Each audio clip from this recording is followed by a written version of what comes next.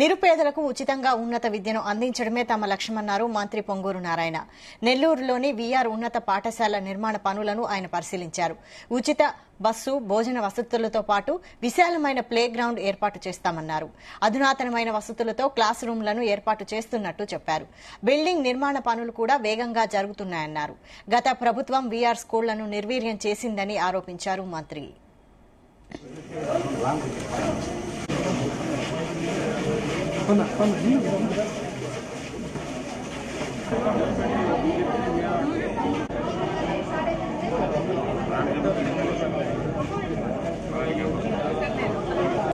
IIT NEET coaching ఇచ్చాం. ఎంతో మంది డాక్టర్లు అయ్యారు, ఐఐటీస్ అయ్యారు. కానీ గత ప్రభుత్వం దాన్ని కూడా హాస్టల్ ఎత్తేసింది. అంటే గత ప్రభుత్వం వ్యక్తుల మీద, మనుషుల మీద, నాయకుల మీద కేసులు పెట్టడమే కాదు, ఉన్నవి కూడా ఎత్తేసేయడమే వాళ్ళ target. There is no financial planning.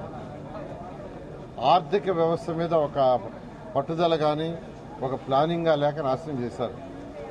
అయితే 2024లో మళ్ళా నేను ఇక్కడ ఎమ్మెల్యే కావడంతో వెంటనే ఈ స్కూలుని ఏదైతే నేను చదివాను, ఈ స్కూల్లో నేను చదివా, ఈ కళాశాలను చదివా, ఇక్కడ ఉద్యోగం చేశా, దీన్ని మళ్ళా డెవలప్ చేయాలనే ఉద్దేశంతో చాలా చక్కగా ఎన్సీసీ వాళ్ళు చేశారు. ఇది ఎన్సీసీ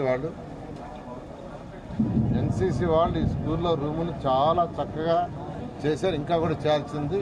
గ్రౌండ్ ఫ్లోర్ మొత్తం ఆల్మోస్ట్ ఫైనల్ స్టేజ్కి అయిపోయింది. ఓన్లీ ఫినిషింగ్ ఉంది.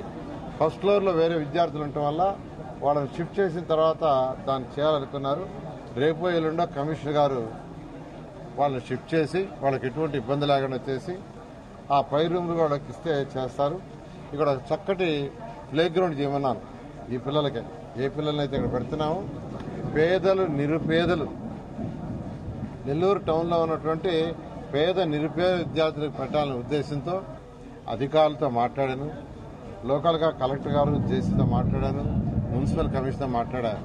నెల్లూరు మున్సిపల్ కార్పొరేషన్ వాళ్ళకి ఉదయాన్నే బ్రేక్ఫాస్ట్ అరేంజ్ చేస్తుంది, ఈవినింగ్ స్నాక్స్ అరేంజ్ చేస్తుంది, మధ్యాహ్నం ఎట్టా ప్రభుత్వం పెడుతుంది. అదేవిధంగా ట్రాన్స్పోర్ట్ పిల్లల్ని తీసుకురావటం కూడా నెల్లూరు మున్సిపల్ కార్పొరేషన్ వాడు పిల్లల్ని తీసుకొచ్చి ఏర్పాటు చేస్తున్నారు. మళ్ళీ ఇంటికాడ వదిలే ఏర్పాటు కూడా వాళ్ళే చేస్తారు. ఇలా ఒక చక్కటి, అంటే పూరెస్ట్ ఆఫ్ ది పూర్ పిల్లలకి చక్కటి ఏర్పాటు చేసే విధంగా చేస్తున్నాం. ఎందుకంటే నేను చదివిన స్కూలు, నేను పనిచేసిన కాలేజీ, అందువల్ల ఎమ్మెల్యే కాకముందే, అంటే ఎలక్షన్స్ ముందే నేను చెప్పా, ప్రభుత్వం వస్తే ఈ స్కూల్లో కనీసం 2000 మంది పిల్లలు చదివితే చేస్తానని. First year 1000, second year 1000, third year కూడా ఇంకో 1000, చెప్పిన దానికంటే ఎక్కువ చేస్తామని తెలియజేస్తూ ఈ అవకాశాన్ని పేదలు, నిరుపేదలు ఉపయోగించుకోవచ్చు. ఐఐటి నీట్ కోచింగ్ ఇచ్చాం. ఎంతో మంది